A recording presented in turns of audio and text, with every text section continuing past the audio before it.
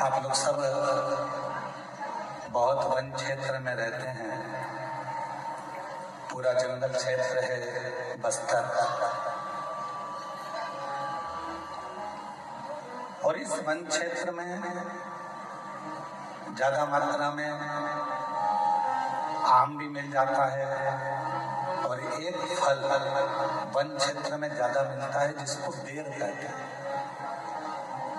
अब हमारे उधर तो इसको बेर कहते हैं, तुम्हारे इधर बेर कहते हैं, बोर कहते हैं, क्या कहते हैं? जम के बोलो, बेर कहते हैं। आता है इधर? बोलो तो जम के आता है। दो देव ऐसे हैं जिनको बेर अति प्रिय है। एक मेरे देवाधिदेव महादेव और दूसरे मेरे अयोध्या के श्री रामचंद्र भगवान, जिनको बेर ही प्रिय है।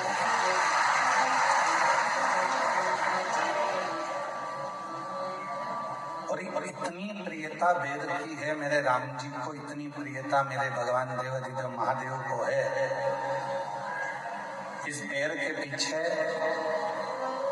माँ जगत जननी ने एक बार भगवान शंकर से प्रश्न किया, और आप लोगों को भी उस प्रश्न का उत्तर स्मरण में होना चाहिए।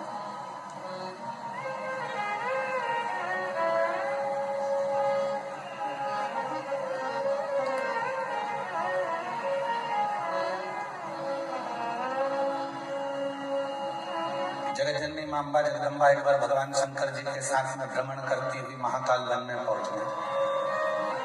पार्वती मैया शिव जी के साथ में नंदी पर सवार होकर जब महाकाल वन में पहुंची और भ्रमण कर रही थी,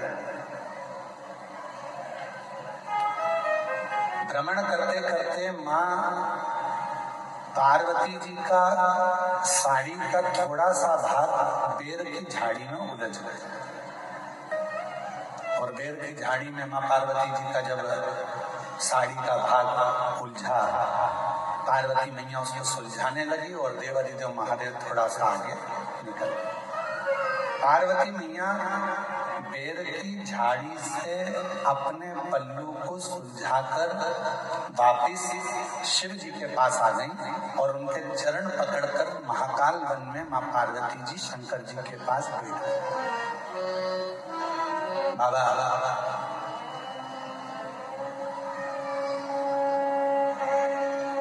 ये बेर की झाड़ी इतनी उलझी हुई है, ये बेर की झाड़ी इतनी उलझन उत्पन्न करती है, इतनी उलझी हुई है, इतने कांटे लगे हुए हैं, इतनी उलझन बनी हुई है, और फिर भी आपको बेर इतना प्रिय क्यों है? आपको ये बेर इतनी प्रियता क्यों है? आपको इस बेर की इतनी प्रियता क्यों? जब ये बेर की झाड़ी इतनी उलझी हुई है, इसमें कांटे इतने लगे हुए हैं कि उलझन उत्पन्न करती है, इतनी उलझी हुई है, तो भी आपको बेर से इतना प्रेम क्यों है?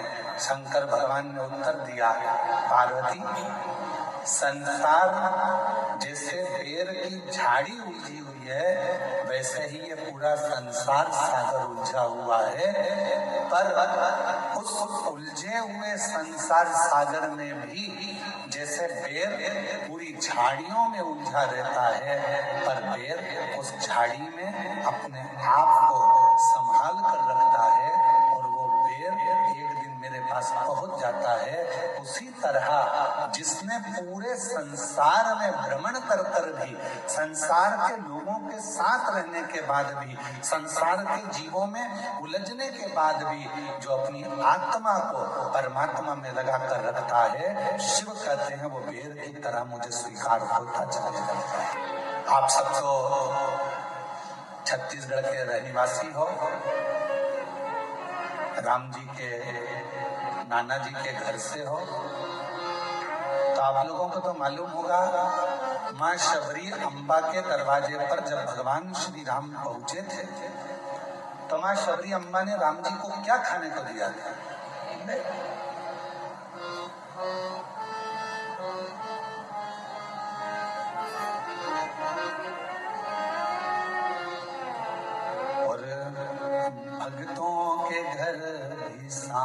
बावरे आते रहा करो, दर्शन के नैन बावरे दर्शन दिया कहते हैं प्रेम से प्रभु छिल के भी खा गए, कहते हैं प्रेम से प्रभु छिल के भी खा गए, ओ कहते हैं प्रेम से प्रभु छिल के भी खा गए, प्रेम से प्रभु छिल के भी खा गए, ओ कहते हैं प्रेम से प्रभु छिल के भी खा गए, शबरी के झूले भी खाते रहा करो, शबरी के झूले भी खाते रहा करो, दर्शन के नैन बावरे दर्शन दिया करो, दर्शन के नैन बावरे दर्शन दिया करो, भक्तों के घर सारे आते रहा करो, शबरी के झूले खाते रहा करो। शबरी लक्ष्मण जी पूछ रहे हैं भगवान श्री राम जी से, क्या वन में आम नहीं थे, क्या वन में केले नहीं थे, क्या वन में पपीता नहीं था, क्या वन में फल नहीं थे, क्या वन में अमरूद नहीं थे, क्या वन में कोई दूसरा फल नहीं था, शबरी ने तुमको झूठा बेर क्यों दिया, क्या वन में कोई दूसरा फल नहीं था, वन में तो केले भी मिल जाते, अमरूद भी मिल जाते, आम भी मिल जाते, दुनिया के सारे फल मिल जाते, फिर शबरी बेर क्यों दे रही है तुमको।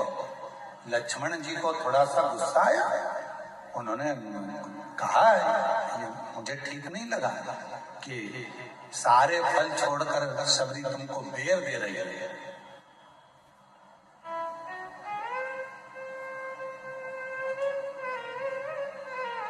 राम जी ने कहा लक्ष्मण तुम कभी नहीं समझ पाओ, ये बेर शिव की बूटी है, औषधि है। शबरी लंका में चढ़ाई से पहले आपको और हमको बेर इसलिए खिलाना चाहती है, अगर ये वो कहते हैं ना कि ये कोरोना का इंजेक्शन पहले ही लग जाता तो आधे से ज्यादा लोग बीमारी नहीं पड़ते, ये अगर वो कहते हैं पोलियो की दवाई पहले पी लो तो शरीर में पोलियो नहीं होता है, टिटनेस का इंजेक्शन पहले लगवा लो तो फिर लोहे से जुड़ी कोई प्रॉब्लम खड़ी नहीं होती है, कोई बीमारी नहीं आती है। उसी तरह ये अगर थोड़ी सी बेर रूपी औषधि शिव की हमको प्राप्त हो गई तो समझ लो कि आगे चलकर हम रोग से ग्रसित नहीं होता, रोग से। तो शबरी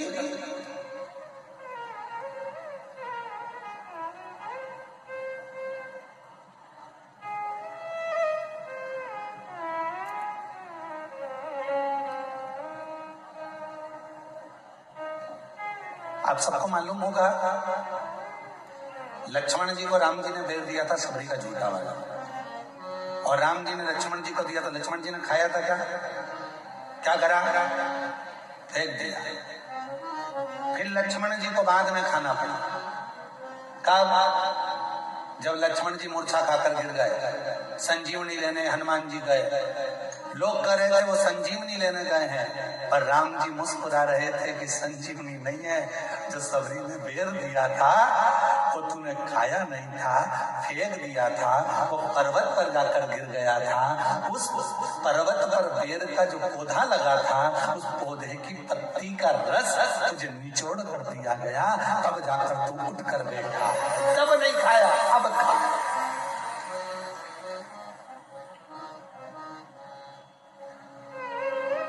तो तब ग्रहण नहीं कर पाया, अब ग्रहण कर। तो लक्ष्मण जी कह रहे हैं प्रभु ये भेड़ ही क्यों दिया? केला दे देती, फल दे देती, आम दे देती, पपीता दे देती, सेब दे देती, अंगूर दे देती, कुछ भी दे देती, पर ये क्यों दिया भेड़? तब राम जी ने कहा ये शंकर की बूटी है और ये बूटी कोई साधारण नहीं होती। आज भी हमारे शास्त्र कहते हैं महाराज, अगर शिवरात्रि के दिन शंकर भगवान पर बेर समर्पित कर कर यदि उस बेर को खाया जाता है तो दमे जैसी बीमारी भी ठीक हो जाती है, श्वास से जुड़ी हुई तकलीफें भी ठीक हो जाती है। जिस व्यक्ति को चलने में हांपड़ी भराती है, थोड़ी दूर चलकर बहुत तेज हांपने लगता है, उसे दम भराने लगता है, सांस फूलने लगती है और उसको 10 जगह पर बैठना पड़ता है। किसी से बात करते करते उसको दम भरा जाती है, ठंड का समय है उसको दम भरा जाती है, सांस भरा जाती है, बोल नहीं पाता है, उसको बार बार उसके लंग्स इन्फेक्शन होने लगते हैं। उस व्यक्ति को शिवरात्रि के दिन शंकर भगवान पर एक बेर चढ़ाकर उस बेर को अवश्य खाना चाहिए। तो वो फेफड़े की बीमारी हो, लंग्स की बीमारी हो, चाहे कैसा भी हमारा दमा भराना हो, वो ठीक हो जाता है। एक बेर जो मेरे भगवान राम जी को शबरी ने दिया वो बेर साधारण नहीं था। जो माँ पार्वती जी ने शंकर जी को समर्पित किया वो बेर साधारण नहीं था। जो माँ सती जब भगवान शंकर के साथ में कुंभज ऋषि के आश्रम में कथा श्रवण करने के लिए गई और बाबा कुंभज बाबा के आंगन में से एक बेर उनकी आज्ञा से तोड़कर शिव को समर्पित करती हैं और शंकर भगवान को श्री राम जी का दर्शन हो जाता है, वो बेर साधारण नहीं था। वो बेर सहजता का विषय नहीं है।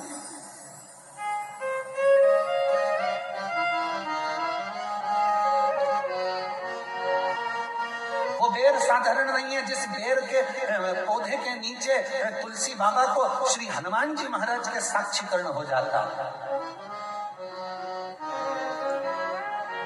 जिस बेर की झाड़ी में भगवान राम के हनुमान जी का दर्शन हो जाता है, वो बेर साधारण नहीं। और शबरी के झूठे बेर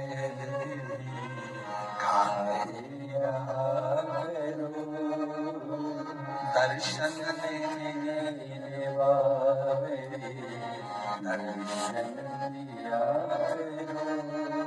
तो कभी कभी तो हमको लगता है कि